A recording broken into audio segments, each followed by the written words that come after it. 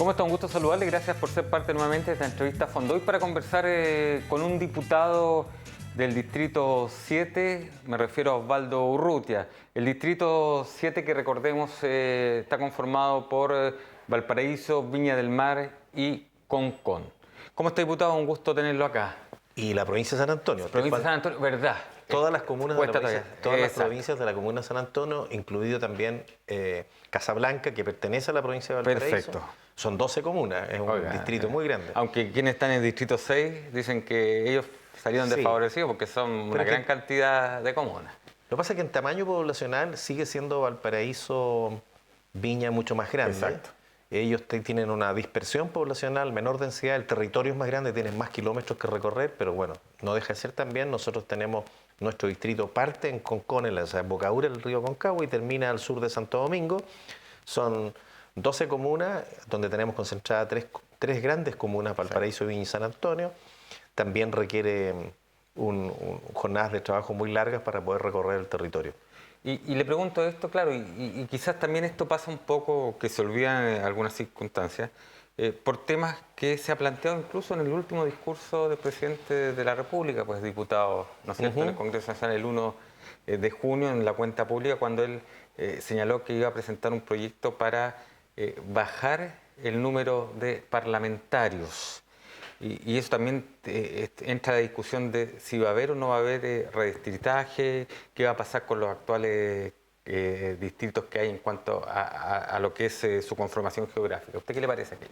Bueno, a mí me parece que hay que bajar el número parlamentario. No son necesarios 155 parlamentarios en nuestro país. Yo creo que cuando habíamos 120 parlamentarios el trabajo se hacía igual y éramos mucho más eficientes.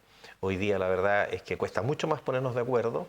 Con el nuevo sistema proporcional hay personas que fueron arrastradas por el proceso, que tienen muy poca experiencia y ha costado llegar a acuerdos en los proyectos que son importantes. Nosotros estamos con reforma, en este periodo han habido reformas trascendentales para los ciudadanos que ha incorporado el gobierno, como un mejoramiento de la reforma tributaria, de la reforma laboral, de la reforma previsional, en fin, proyectos como el tema de la integración social y urbana, que hemos estado debatiendo 6, 7 meses, incluso más en algunos proyectos.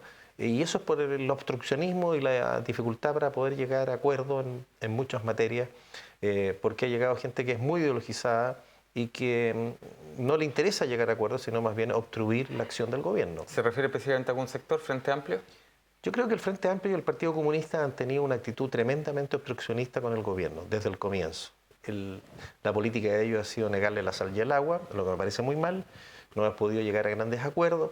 No obstante, hay ciertos sectores como la Democracia Cristiana, el Partido Radical y algunos integrantes del Partido Socialista que en el último tiempo se han allanado y han pensado en el bien común, lo que me parece bien, y hemos logrado tener algunos acuerdos en materias importantes y trascendentes para el ciudadano común y corriente. Como lo que pasó, ¿no es cierto?, en la Comisión de Trabajo de la Cámara de Diputados, Así con es. la aprobación de los votos de la Democracia Cristiana, que ya estaba en acuerdo con el gobierno, pero con la sorpresa que significó, ¿no es cierto?, los 2 votos de los integrantes del Partido Socialista. De hecho, hay una imagen en que uno de aquellos integrantes vota a favor, y está al lado de la diputada Cariola y le hace un comentario cómo y se ríe así como una risa nerviosa, ¿cómo pudiste hacer esto?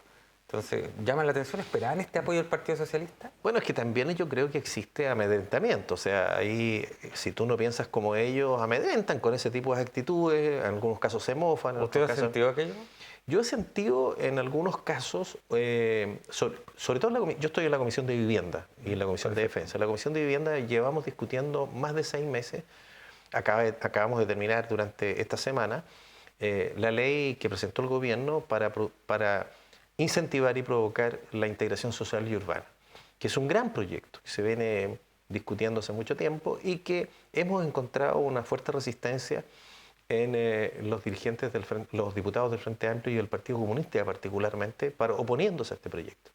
Lo que me parece que es una vergüenza porque lo que busca el gobierno es que personas de escasos recursos, vulnerables, puedan disfrutar de los beneficios de vivir en un sector de la ciudad donde hay equipamiento adecuado, donde, por ejemplo, hay corredores de metro, donde hay parques urbanos, donde hay equipamiento comercial o equipamiento de ciudad, como escuelas, consultorios, en fin. Entonces, en general, por el alto precio del costo del terreno en las áreas urbanas, las personas de escasos recursos y las viviendas se construyen en la periferia. lo que busca este gobierno es que pueda existir en áreas bien consolidadas, donde se ha hecho inversión pública, harta inversión pública, como por ejemplo construir un corredor de metro, o donde existe un parque urbano y hay baja densidad urbana, poder densificar. Y con eso se puedan construir viviendas sociales y puedan venir a vivir al centro de la ciudad o más cercano al centro de la ciudad, en terrenos bien equipados, con alto equipamiento urbano, con servicios, personas de escasos recursos, lo que en la actualidad no sucede. Entonces parece un contrasentido que aquellos dicen que defienden los intereses de los más desposeídos, se opongan a estos proyectos que avanzan en esa dirección. Pero usted, ¿qué le dice a aquellos vecinos diputados que lo que ocurrió en su momento en Las Condes, también hemos sabido de algunos casos acá, porque acá en la región también se ha planteado? De hecho, en Valparaíso se proponía la recuperación de algunos inmuebles patrimoniales que están abandonados y esos utilizarlos como vivienda, ¿no es cierto?, integrada en este caso. Pero, ¿qué le dice a aquellos vecinos que se oponen? Porque, claro, hay como todo un prejuicio. Y si hay algo para lo que somos buenos los chilenos es para el prejuicio, ¿no es verdad? De que cómo va a llegar esta persona que a lo mejor vive en un campamento, que a lo mejor no tiene las condiciones a vivir al lado mío. Mira, precisamente porque muchos alcaldes se oponen a que exista integración social, porque en la norma urbana, que es el plan regulador, no lo establecen. Entonces, lo que hace hoy día la ley es que les dice, obliga a los alcaldes que en sus modificaciones del plan regulador establezcan una zona de integración urbana. Y si no lo hacen, o mientras no lo hacen, el Ministerio de Vivienda va a tener facultades para poder hacerlo. En zonas que cumplan con ciertos requisitos. Por ejemplo, cuando hay un corredor urbano. Pongo el ejemplo de Viña con el metro. Cuando se soterró el metro, en el par vial Álvarez Viana habían casas de 1 y 2 pisos. Lo razonable es que cuando tenemos estaciones de metro a lo largo de esta nueva avenida, que además pasa transporte público y tenemos el metro, es densificar, o sea, permitir la construcción de viviendas en altura. ¿Qué es lo que se hizo? Voluntariamente el municipio de Viña, cuando modificó el plan regulador, en esa zona consideró construcción de edificios en altura, porque lo razonable, después que se había hecho o efectuado esa tremenda inversión, se densificara esa zona y permitir que personas con otro poder adquisitivo pudieran también comprar vivienda y ahí tener acceso al transporte público y a la movilidad. Lo que hoy día hace la ley es que dice, mire, yo ahí voy a poder fijar, porque hice la inversión, una zona de integración urbana y de un edificio yo le voy a entregar beneficios urbanísticos, se le voy a permitir incluso construir más alto, pero con tal de que allí considere departamentos o unidades habitacionales destinadas al subsidio habitacional. Pero eso no va en contra de lo que muchos grupos proponen, ¿no es cierto?, de bajar las alturas en vez de subirlas. Bueno, las alturas van a quedar quedan definidas en el plan regulador. Perfecto. La idea es que, y te vuelvo a insistir, es que cuando se construye un corredor de transporte público o un metro o un parque en el entorno de esa zona, más personas lo puedan disfrutar. Y ahí se permite densificar. Si el municipio no lo hace, lo podrá hacer el ministerio con consulta al municipio y decirle, señores, aquí ustedes tienen un barrio que está bastante consolidado, pero que tiene baja densidad habitacional. ¿Por qué no lo densificamos? Entonces, si alguien quiere, una empresa se interesa, le va a decir, mire, yo le puedo aumentar, aquí se pueden construir hasta 6 pisos, yo le puedo dar 8, pero esa diferencia de pisos, destínelo a viviendas de integración social. Eso en el fondo es lo que hace la ley y además... ¿Bajo qué parámetros económicos? Porque sin duda, por ejemplo, una edificación que está en un sector central de cualquier ciudad tiene un costo mayor a que va a estar en un sector periférico. Pero para esa integración social, ¿tiene algún parámetro económico diferente? ¿O no, se basa? Yo le voy a decir, mire, yo le permito construir, o sea, el ministerio va a decir, yo le permito construir 2 pisos más, pero eso va a tener que tener una cierta cantidad, un porcentaje de departamentos o viviendas destinadas a personas beneficiarias del subsidio habitacional. Perfecto, ahí es donde está la diferencia. Exacto, ese es el tema, es bueno aclararlo. Y si no las construye, no le permito mayor altura. Perfecto, es bueno aclararlo porque también de alguna forma a veces viene la crítica que todo está dirigido hacia lo economicista, hacia el tema empresarial, el crecimiento, ¿no es cierto?, inmobiliario, pero ¿qué pasa con la persona, en este caso, la persona que va a postular a ese departamento que va a tener la posibilidad de hacer integración? Entonces ahí es donde yo creo que el gobierno tiene que tener mayores herramientas, mejores herramientas para poder permitir que esas personas... Así es. Pero además, mira, el proyecto no solo considera las viviendas de integración social y urbana, como se ha llamado, sino también un capítulo muy importante para entregar terrenos de propiedad del Estado concesionadas a privados, que pueden ser empresas privadas, pero también pueden ser fundaciones, corporaciones, cooperativas, para que allí se construyan viviendas destinadas al arriendo. Hoy día el Estado entrega un subsidio de arriendo que es que es poco aprovechado por las personas. Las personas tienen siempre el sueño de la casa propia. Exacto. Pero hoy día existe una posibilidad, sobre todo para aquellas personas que a veces no tienen para el ahorro previo o viven en un conventillo, en muy malas condiciones, a lo mejor hacinados o de allegados, que pueden postular a un subsidio de arriendo, pero hay pocas viviendas para arrendar o que cumplan con los requisitos para poder ser arrendadas porque tienen que tener ciertos requisitos. Entonces hoy día lo que el Estado dice, yo voy a concesionar un terreno de propiedad del Ministerio de Vivienda o del Servio, y usted va a construir viviendas para arriendo por un periodo de 20 o 30 años en la concesión. Después, cuando se termine esa concesión, esas viviendas quedan para el Estado, pero siempre para ser entregadas en subsidio de arriendo. Y esto es muy bueno para personas, por ejemplo, matrimonios solos, personas de la tercera edad, que ya a esa altura de la vida no apuntan a tener una casa propia, sino a vivir en forma digna.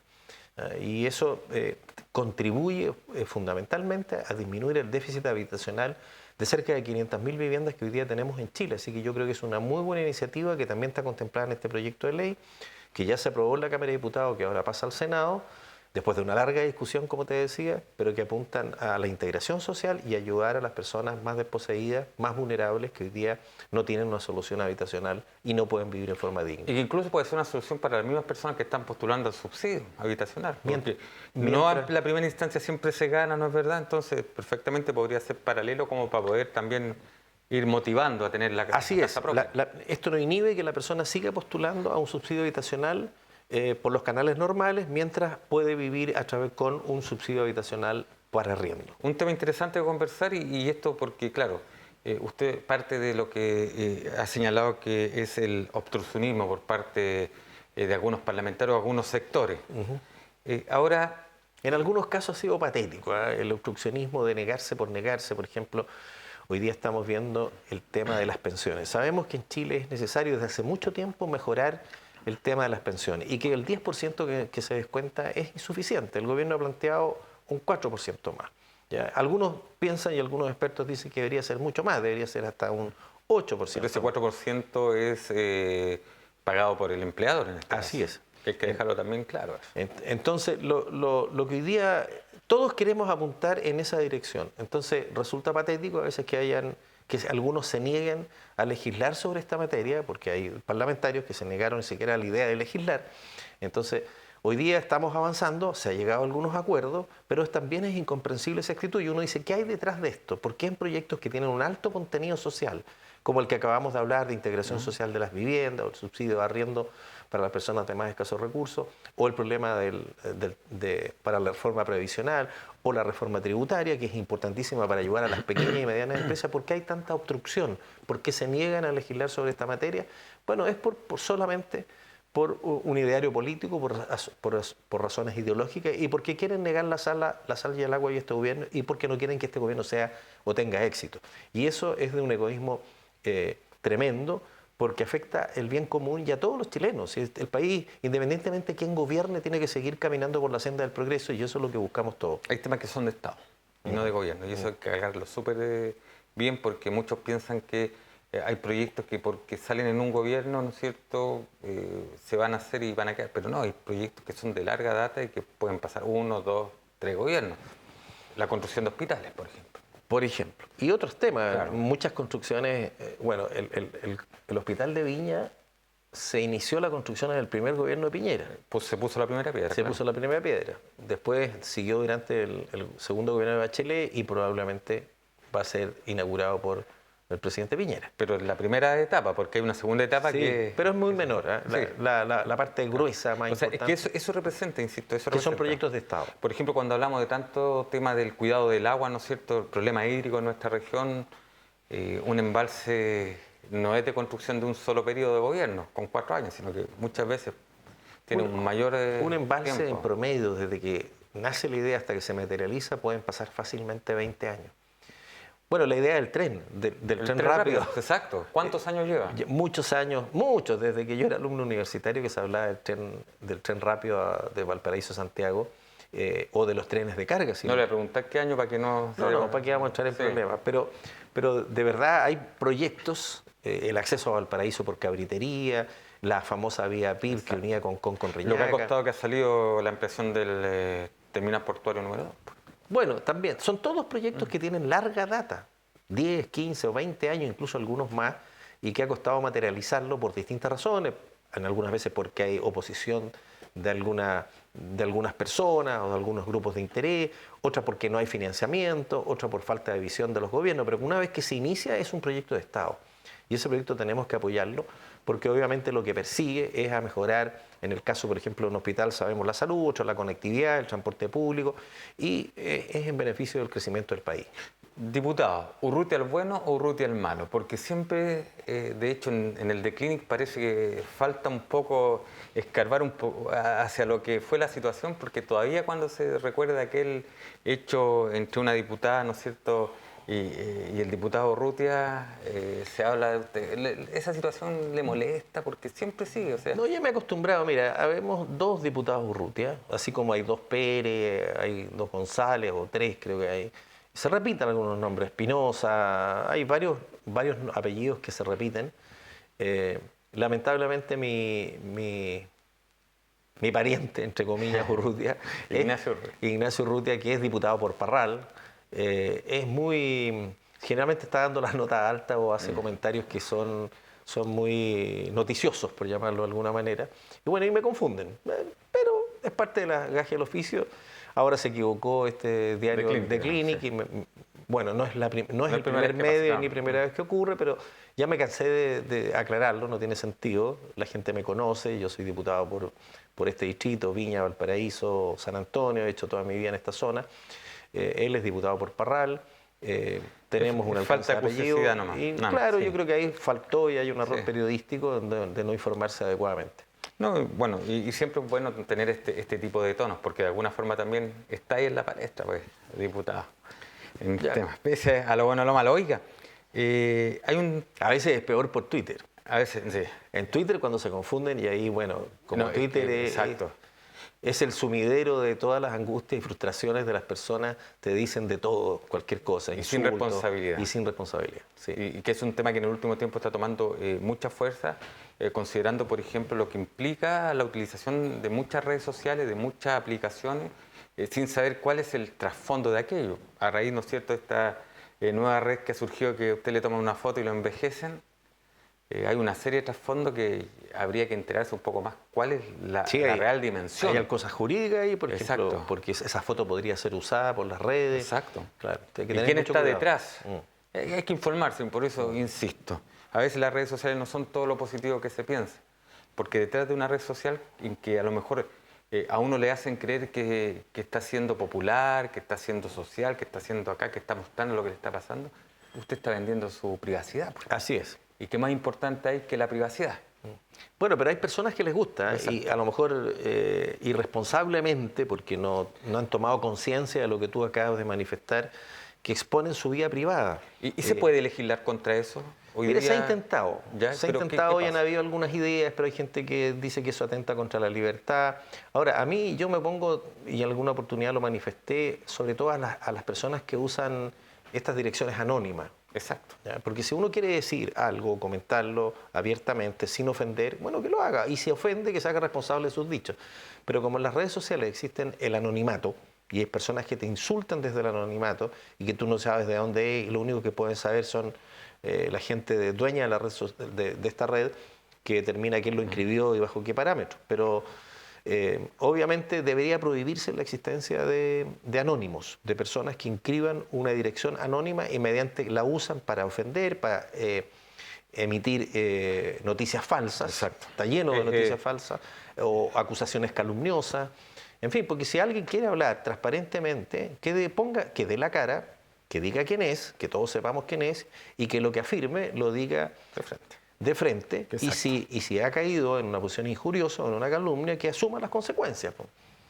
Ahora, que hayan tontos útiles que se presten, ¿no es cierto?, para seguir las órdenes de otros, ya es un problema aparte. Pero mira, la recomendación hoy día, como están las redes sociales, yo creo que las personas y los padres, sobre todo le inculquen a sus hijos que cuiden su privacidad. Responsabilidad ahí. La responsabilidad de los padres es decir que inculquen, que cuiden su privacidad, porque una vez que ingresaron a las redes es imborrable. Ese rastro es imborrable. Sin duda. Diputado, nos quedan pocos minutos, muy pocos, y quiero preguntarle por dos temas para que vayamos apurando. El proyecto de ley sobre cableado aéreo que se esperó, se trabajó mucho y que ya es una realidad. 5 años. 5 años. Y que va a implicar que por lo menos ya hoy día los municipios tengan mayores herramientas para poder retirar, no todo el cableado, pero sí muchos de aquellos cables que están muertos, o sea, que no sirven para nada y que están ahí y que pueden implicar un tema de seguridad, ¿no es cierto?, que pueden implicar un tema de muchas otras circunstancias. Cuéntenos los aspectos generales de este proyecto. Bueno, este proyecto que lo presenté el año 2014, o sea, hace 5 años, es un proyecto muy ciudadano y que ha caído muy bien, que ha gustado mucho a la gente, porque lo que quiere es terminar, lo que pretende es terminar con la contaminación visual que hay en muchas ciudades.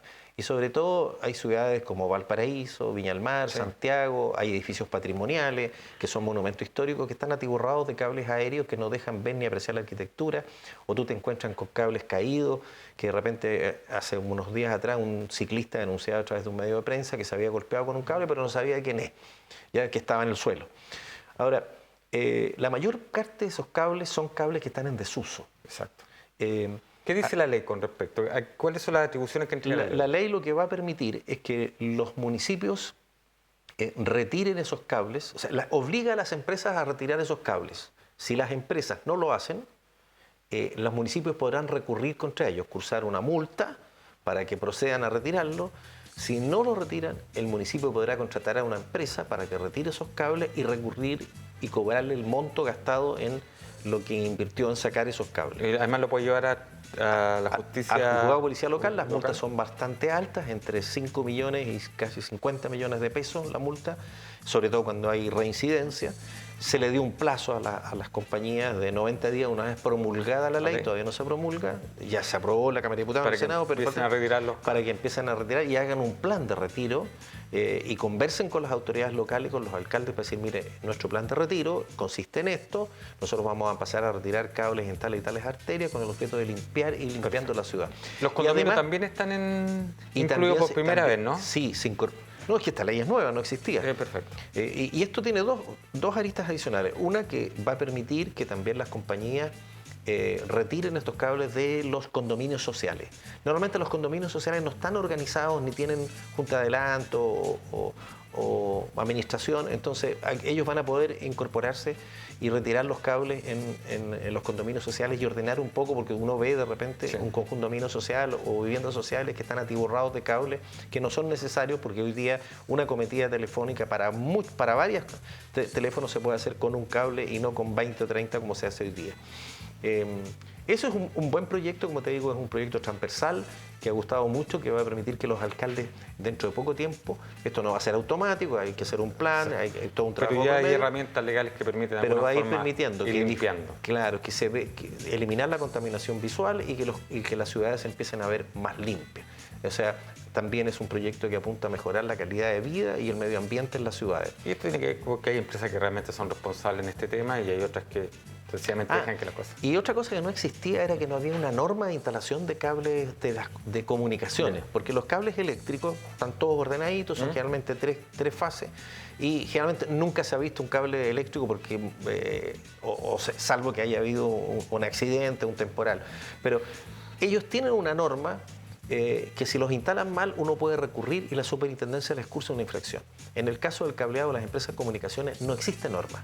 Por lo tanto, ahora con esta ley, el Ministerio de Transporte, a través de la Subsecretaría de Telecomunicaciones, está obligada a establecer una norma para que estas empresas instalen los cables debidamente identificados y bajo ciertas características que tengan. Y si no lo hace, podrá cursar una infracción. Bien, pues diputado, se nos acabó el tiempo. Pasa rápido, hemos conversado de temas interesantes, sin duda de proyectos que son muy importantes como el proyecto de integración social y urbana, que vale la pena aclarar porque son cuestiones que llegan a muchas familias. Así es. Pero que a veces las nebulosas ideológicas, que a veces los discursos bonitos, ¿no es cierto?, se pierden. Y qué bueno señalarlo porque esta región necesita mucha integración en ese aspecto. Y también esto del cableado aéreo, que es un tema bastante interesante. Son temas ciudadanos, que a la gente le interesa a veces mucho más allá que los temas políticos. No hablamos de otros temas tan importantes como la elección de gobernadores, que me habría gustado, vamos pero a en otra dejarlo- oportunidad lo podríamos conversar. Sí, porque vamos a destinar algunos programas en nuestro canal como Tu Voz Local para poder debatir ampliamente de aquello. Diputado, un gusto tenerlo acá. Gracias a ti, Bernardo. Que esté muy bien. Gracias, muy bien. Gracias. Chao, Ahí chao. está entonces el diputado Osvaldo Urrutia por el distrito número 7, diputado UDI, conversando sobre temas, como bien dice Ciudadanos, conversando sobre temas que deben ser de interés tanto para usted como también para nosotros. Que esté muy bien usted y su familia.